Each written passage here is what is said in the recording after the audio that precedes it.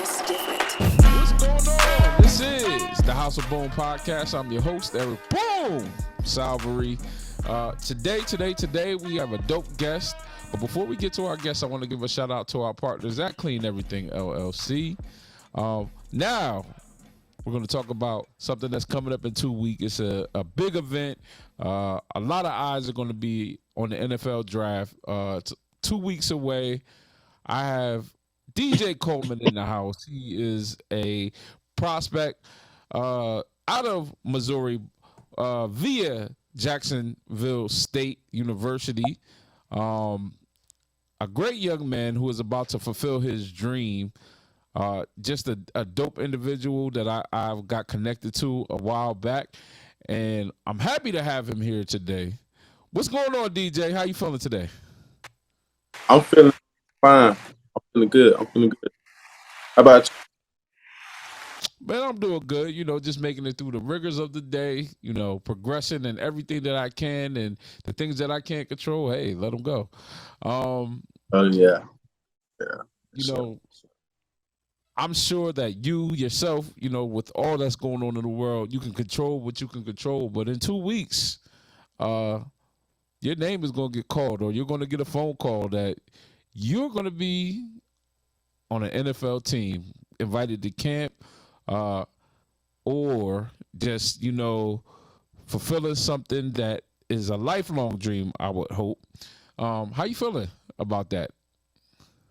I would say I'm very excited. It's just something I've been looking towards since I was little, and just the journey, just the process. It's just exciting, the thrill, just to know just to see what's coming next for real. What's coming next for real? Do you have an outfit already picked out for something, or anything special that we can look forward to? A draft party, anything like that going on? Nah. I'm real smooth. I'm real laid back. I'm not flashy. I never been one of those kind. That's what's up. I mean, sometimes, being yourself, being 100%, is something that gives you a sense of authenticity, and something that I'm sure teams will appreciate. When did this become real to you that, one day you might be able to make it to the NFL? That's a good question. It became real, I would say, 9th grade year. Once I really saw what how my frame was, I just knew once I just put on pounds and just became a student of the game, and just trusted the process, it'll work out. How big were you? How tall were you when you were in your 9th grade year? 6'5". Wow. So you already came in the game. You was like the biggest freshman. Did they ever give you any issues nah, he got to come to varsity right away, or did they allow you to progress? No, you could play a freshman year and then move up to varsity and all that good stuff. I played varsity in my freshman year, but I still played on the JV too. Okay, so you were getting all those extra reps. For sure.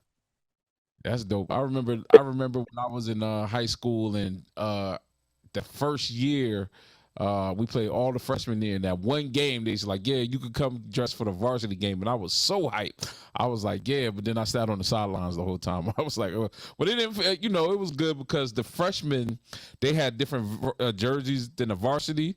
So it was like, all right, at least I got to put the jersey on, right? You know what I mean? Yeah. Now, sophomore year, junior year, all that changed. But, it was a good experience. You've been training with Scoobzilla. For sure. How has that process been for you? Hey, it's been, school get you right. No matter what.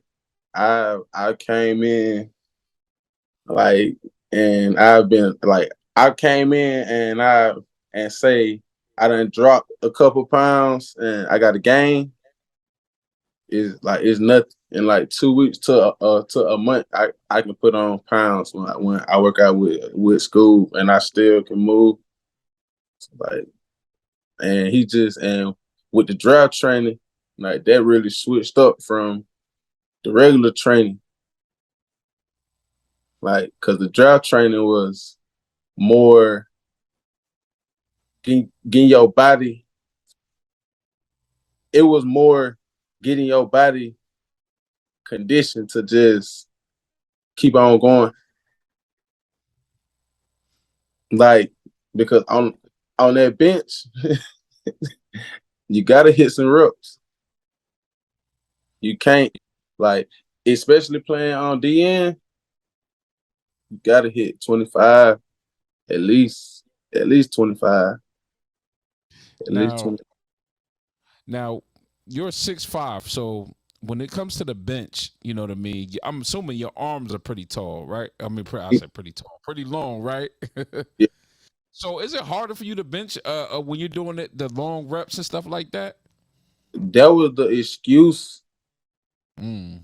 That was an excuse I used to hear, and I used to make it, but that was at first when I first started benching. But once I started benching, and once I got my triceps strong, bench became easy. Once you do them dips with your body weight, and when you over 250 and you doing dips with your own body weight without the band, the bench become easy.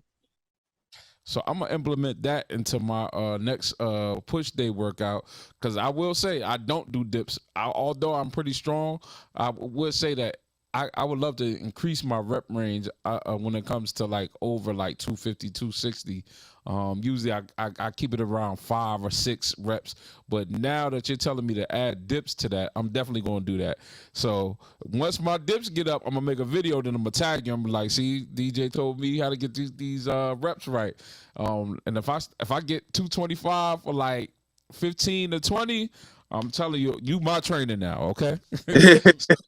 I got The NFL is a big thing, but you had to go to college first, and so you were one person who took advantage of the transfer portal and went from Jacksonville State to Missouri. Can you tell me about what that transition was like? you. That's a good question. I would say that transition was rigorous in a way, but if you had your mind set on that you would, however it go, like no matter what, and it ain't no turning back, no regret. Even though like when you go through the process, you're gonna have a thought of regret, but you still gotta overlook it and like keep on going because you're gonna face obstacles no matter what. And you got to overcome all the obstacles. And basically, we're gonna take it back to what you said earlier, and it was crazy that you said. You said control what you can control. That's like something that I stand on, that I live by, because at first I wouldn't control what like I wouldn't live by control what you can control, and I would be worrying about other stuff that really don't matter Mm-hmm. with my progression. That's what it is. So when you went from FCS to FBS, specifically you went to the SEC, you played at the University of Missouri, and you got to play the two-time eventual national championship in Georgia. Um, are there any highlights from that game that you can say, yo, this was a game. This was something that I could be proud of, or that, as an NFL scout, if I'm watching DJ, I could be like, nah, number 7, he was getting after it. Are there any highlights about that game you remember? I I don't want to I don't want to kind of point out, like I don't want to point out no plays and like, well, like but it's some good plays in that game, because that game was lit. it was really the game was lit, and to me, the game meant something. But it ain't in how it should have. But it was a good game. It was a Yeah, good game. I remember they gave you like like you watch college game day and they have a halftime, and I even remember y'all had them on the ropes, right? Yeah, they came back in the last 7 minutes. I mean, not a lot of people could say they had Georgia on the ropes last year. I mean, because they was blowing everybody out. I mean, to be honest with you, and they was That's just the champ. game, so that must have been an important moment. It was that game turned us up for the rest of the season for sure. But like they kept their poise though. Like the whole game. That's something that I say about Georgia team. That they keep their poise like throughout whatever going on in the game. That they ain't never like they they they don't play up and down. Mm-hmm. Like not out emotion, nothing like none of that. They just play just straight, just regular, just football. Like how to say that? They don't flip flop. Mm-hmm. They just play the game confident, even when they down, and they just like watching they whole season. They had did their thing. Mm-hmm. Before I get actually, I had two questions. I had a question, but then I thought about that. When being that even though it was just your last year, you spent in the SEC. Is there a sense of pride when you see them win the national championship? Like, nah, because we at the end of the day we SEC or something like that. Like I look at it as in that as long as the SEC won it, that's just how I looked at it. Honestly, yeah. but Okay. it's I had watched the playoffs. The playoffs was on good. Ohio State they were good. Mm-hmm. So, but SEC. SEC. That's what's up. If I'm an NFL scout, right? What and I say, DJ, what type of player are you? What are you going to tell me? I'm a physical player that got a motor and it's gonna go So when you turn up, regardless. all the way up.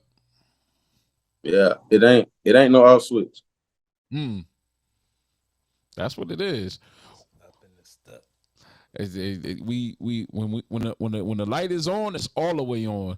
Have you ever had one of those practices where the coaches be like, "Yo, chill out, DJ. Like, take it easy. Don't kill the quarterback. It's only practice or something like that." Are you one of those type players? Yes, sir. Okay. Yes, So sir.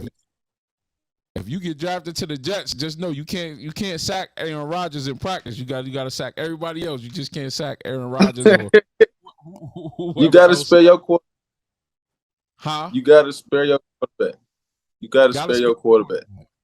gotta spare your quarterback. But now if your quarterback go play for somebody else, then I guess it's on, right? It's on. It's on. Um, growing up, like you said, in the ninth grade, you kind of knew I can really take this far. Are there any players that you looked up to, or at your position, or that you kind of just say, I like how he does that. The swim move or the bull rush. Are there any players that you like try to take those moves from or looked up to? From my high school or from my Just college. at any point, even now. My my first year at Jacksonville State, we had got a transfer from Kentucky. His name was Denzel Ware. He was real hard. He had done took me up on his wing, and he like his best move. Like his best move was like a chop. It was a chop, the chop rip, because he was so quick, and he was strong. So the chop make the offensive lineman like be falling that way. One, hey, and then one time I saw him bull rush a talking and just lift him up off his feet. I'm like, wow. That's when I was like, I got to be just like that when it's coming to my last year. What was his name again? His name was Denzel Ware. Denzel Ware. He played. Shout out to you. He played with Josh Allen. Okay, from Kentucky. Yep. He played the other DN. Both of them used to get a lot of buzz at Kentucky. They used to call them the Sun Bros. They used to call them something up there in Kentucky. He just had to transfer down.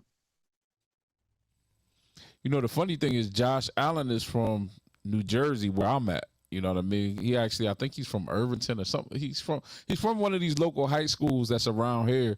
And I remember, I think he was under recruited or something, but then he ended up going to Kentucky and doing his thing. And I think he's with the Jaguars now or something like that. Is he? I forget what team he's with. He was Jacksonville. Yeah. But anytime somebody if anybody knows me, if it's a player from Jersey, because we don't get that much love. You from Georgia, so y'all got them on top of it's ballers on top of them. Here, they kind of sleep on us because they think we a basketball state. You know what I mean? And so then when I see somebody from Jersey get drafted, I always take note. Like, yep, okay. So gotta show love there. If my producer is ready, if he has time, if he can hear him, we always Yeah, I'm ready. He ready. You know what I mean? We have a producer segment question. And so the producer segment question is brought to you by our sponsor, Clean Everything LLC. They make everything sparkle, and if you are watching this right now and you need your house clean, they will come and clean your house at a 10% discount. Just say the name, boom, just like that. You gotta say it with a little emphasis, boom. You can't be fronting on the boom. You can't be fronting on the boom. And DJ, wherever you go, if you get drafted up north, I got you. I already got a cleaning service for you. So you come there, you coming from camp and you tired and you ain't want to put all your stuff away. You just like, yo, I just need somebody to come clean this. I'm gonna make sure Clean Everything comes take care of you if you're up north, or if you end up in Atlanta, they got you there too. But I'm gonna get a mic over to the producer by Heath, and go ahead, bro. It's all yours. Oh, well, I appreciate it. Peace. What's going on, my brother? Can you hear me? 1 2 1 Yes, 2. sir. Hey. All right, I'm enjoying the conversation. Of course, I'm always the odd man out because I'm not sportsy at all, which is weird because my son is 6'2", 6'3", plays ball, and Plays football or basketball? I play basketball. Okay. Yeah, which is very interesting, right? Might want to tell him to play football, then we get DJ to train him. Know what I mean? He might be up and stuck. But I have two questions. Not serious, but just, producer question shit. Your source of inspiration, what is that? Like, as you going through your day to day, you pushing for this goal, what is the why behind this push that you're on, this journey that you're on? Just to basically prove all the people that believe in me right, and all the people that don't wrong, that they wrong, and that my people that believe in me right. That's pretty good. I mean, that's that. Hey, keep it simple. Sometimes we get deep and everybody wants you to have these deep whys. No, I want to prove them people wrong, and I want to prove them people right. Because I'm sure them people right, that stuck with you through everything, it's a reward for them for you to win. Nah, for real, that's exactly what it is. That's what's up. I see. I see. And the second is, what is the game day playlist? My game day playlist. That's a good question. Let me get back to you on it. I like that. I like that. I like that. See, that's how you gotta see. I like my boy DJ. He getting ready for when the media people and after a game and they all in his ear, yo, why you ain't do this, or how you feel about that, and then you say, I'll get back to you. I'm gonna get So back to you. anybody, any potential NFL prospect or even college prospect, DJ just gave y'all 101 on how to handle the media when you don't want to answer a question or when you need some time to think about one. I'll get back to you. You should put that on a T-shirt. I'll get back to you. Fire. um, who were some of like? Okay, so we talked about somebody who influenced you. Who did you grow up? Were you a Falcons fan? Were you because it's different down south. Like I feel like we got a lot of teams up here up north, but down south it's a little bit more spread out with the pro teams. So who were the teams that you liked growing up? Now I'm kind of just a realist when it looking at the game, like not looking at the game, but just thinking toward like I became a sports person because I started watching football, right? So I kind of could think that season who would win. So now I do that. But Mm-hmm. when I was younger, I really used to like the black and gold that was on the Saints. So I liked the Saints for a while. Then Alvin Kamara was just hard. Cam or Jordan hard. They got players on players that done left, came back, still but like I just been like since when I got in, probably when I got to high school, like my 12th grade year, I just went neutral.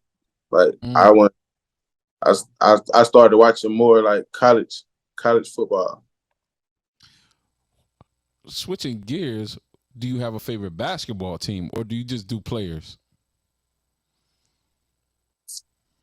For a while, I liked LeBron, but I just now is to the point I just know a lot of the players. I just know a lot just by watching the games. So I just watch the games now. But at first I used to watch how LeBron went from there to there to there, and it was just winning. He lost some, but he won. He won a lot, scored a lot of points. Well, that's really dope, and it's time for the playoffs, so it's a lot of good games going to be on. You mentioned LeBron James, and one thing that he's famous for is when he got on, he put his people around. He put his boys on and stuff like that. But he made sure they had a job, though. He wasn't just like, yo, come hang out with me. Like, da-da-da-da. It's like, no, I'm going to give you a job. You're going to be the person of marketing. You're going to be my agent. You're going to be doing this and you're going to be doing that. Do you think that you also talked about proving those people right, that believed in you. Do you feel you have a strong team around you as you go to this next level? Yes, sir. And you just really that's how LeBron do it. That's how you supposed to do it. You're supposed to put the people around you that want to see you win. Okay. Because then everybody's gonna be winning. Everybody gonna win, and it's gonna be more elevation, more progress. Now you said you're not a flashy guy, right? So I'm guessing you're not gonna do nothing, big with as far as cars or anything. But how about what do you think the first exotic or crazy meal that you're gonna eat when you get that first check? Like something that you be like, yo, I gotta eat. I'm gonna eat, and you just gonna order something crazy, like something that's out of this world. Do you ever think about something like that? That's a good question. Let me think because it's it's a couple things. It's a couple,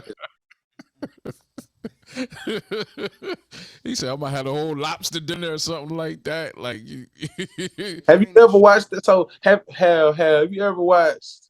I think that they used to come on Channel 61, and it used to be this dude with this spiky hair and his beard, and he used to go around eating yes. everything. Can I tell you a funny story about that? But One of my college teammates, that I played with, I went to junior college. Then I went to Rutgers. He ended up going to University of Cincinnati. He played at University of Cincinnati. He after he graduated, he gave the NFL a shot, but he got injured his senior year, so it was just too much on him. He got to the D1. He did his thing. He started, got playing time, TV, all that stuff, but it just wasn't him. But when we were in junior college, we didn't have that much, so we used to cook on the Foreman grills. And so he used to always like do all these recipes, all this stuff. He ended up opening a restaurant in Cincinnati. yeah, And it's one of the it's a Caribbean restaurant, Jamaican food, stuff like that. He was on his show twice. The same guy you talking about. It's you called still Dine. got the restaurant? Huh? Yep. You still got the restaurant? Yep. That's what's So up. if you end up in Cincinnati, I'm gonna make sure he take care of you. That's the thing. But he's been on that show twice, actually. And I ended up meeting that guy. His name is Guy Fieri. And I said, yeah, my boy was on your show. And he's genuine when he talks about the food. He's like, oh, the food. He's like, the Jamaican food. It was so good. All I said is it was the restaurant in Cincinnati. I said, oh yeah. And man, I love that guy. So with the show you're talking about, yeah. So that's what you're gonna do. DJ just gonna go around trying everybody food. not everybody. But Okay. it got to be something like somewhere that's like when I go to a state, if it's somewhere that's known, like, oh, this somewhere that everybody talking about, I might go in there and see just a little something, just a little Just a something. little, because you gotta watch your diet when you're in the NFL too, and you gotta watch. What I noticed is I had another buddy who played for the Jets for a while. I remember we went to lunch and he was reading the menu, and he's like, "Yo, you gotta make sure everything in here is okay to eat, because they might put something in here that mess you up somewhere and then you get in trouble or something like that because you ain't know what was in the food." So that's another thing that you always gotta be like. So the draft is like a couple weeks away. You visited with some teams. You don't have to tell me about the teams and stuff that you visited with, but what has that experience been like when you got to go work out and talk to people and all that stuff? How has that been? It's been cool. It's really just like it gets your blood pumping. It gets your blood pumping. The be back, just be close to it. It gets your blood. Do you when you finish up a meeting, are you like, is there a sense of awe to this? Like, wow, I'm really going on interviews. I'm really talking to agents. I'm really talking to a professional coach or anything like that. Has that happened to you yet? Nah, I don't think that that's gonna happen to me. I just be laid back. I don't do too much. I just relax. I try to relax. I try to stay relaxed if possible. Well, when I hear that sounds like somebody who's prepared for the moment. Like, you just been like, I've been preparing for this for a while, and when you're prepared for something, you can be more relaxed in that moment because you're like, I'm trained for this. I trust the process. And like you said, you ain't flashy, so you ain't trying to really impress nobody. You just want the work to be seen and stuff like that. What is something that you would tell either yourself in the past now, or maybe do you have any brothers and sisters coming up behind? What's something that you the time as they achieve, and I'm sure they're athletes too, like No, I'm saying go ahead. Yeah, what is Oh, something that you? I had thought on that it had done froze, but I would basically tell them to basically because look, my coaches like that's what I said. It was crazy that you said control what you could control at the beginning because that's what my that's my first two college coaches used to always say. Like that's the main thing they used to always say: just control what you can control. Mm-hmm. And and basically, when you control what you can control, that help you really progress through any process. Mm. That just help you not be negative about something. Like and just try to get past it because if you worry about something that you really can't control, it'll make you just have a negative effect. Mm. No, that's good. That's good. I mean, like you're right. And the interesting thing about, negativity is that if you go down that rabbit hole, it'll take you as far as you want to go. But when you realize, hey, You I'm in come here, back. oh, yeah, you can come back and be good and just stay present. That's where the power is. The power is in the present. So you just drop the bar and I just put a little spice on it. So I'm gonna ask you a fun question, Um, so, if you had your choice of hot sauce, honey mustard, or barbecue sauce, which one would you choose and why?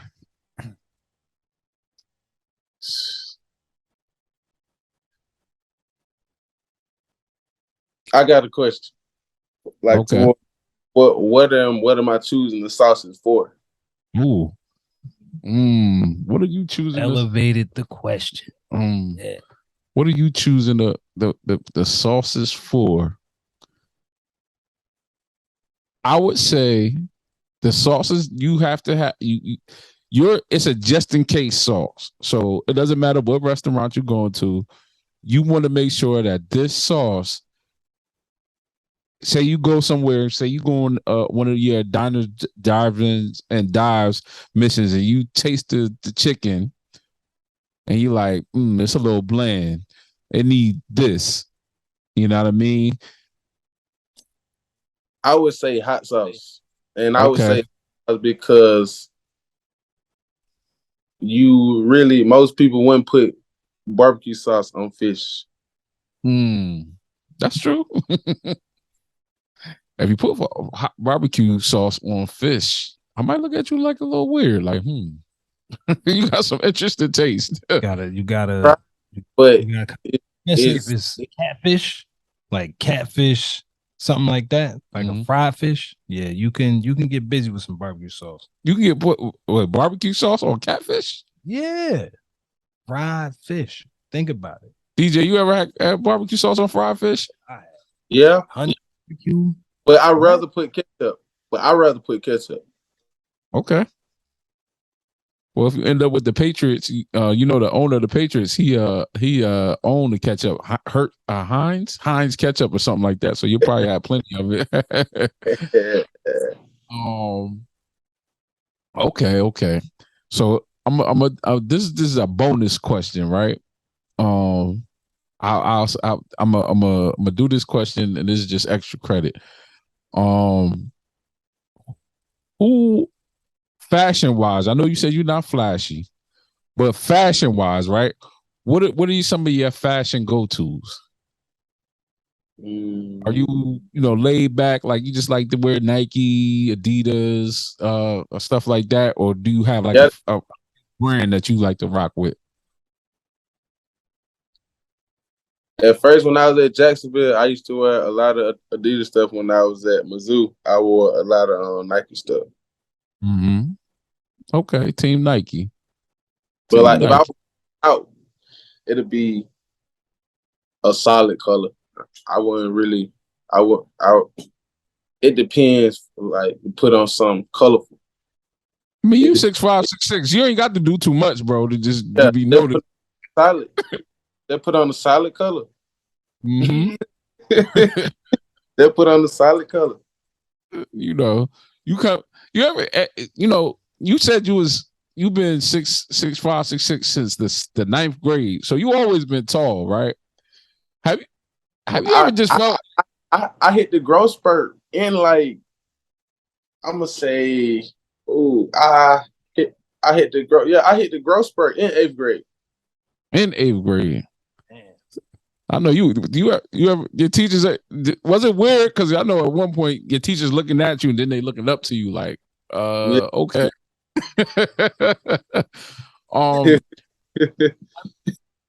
You know, I'm 5'11" ish. You know, that's what the football program said, right? I claim that.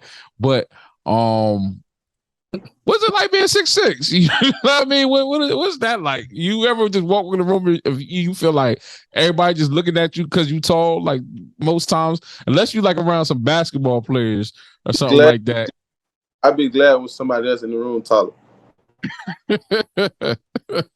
We gonna have to set it up so you can go hang out with Shaq, because that's probably the only person that probably make you feel short. I took a picture next to Shaq one time and I looked like I was 5 foot. Like he just make everybody look short. Like it don't matter. Him, and I took a picture with Dwight Howard one time, and I was like, I ain't even posted. I was like, nah. I was like, nah. Him and Dwight Howard, some tall brothers. So little man, Cole. This is my little brother. What's my son? You can't even play it off like this. My little brother, like this, my son. Like I raised him. If he put his head on my head, I'll be done. This my son. You know Eric. You know my son. You see my son Eric running around here. That's what it is, bro.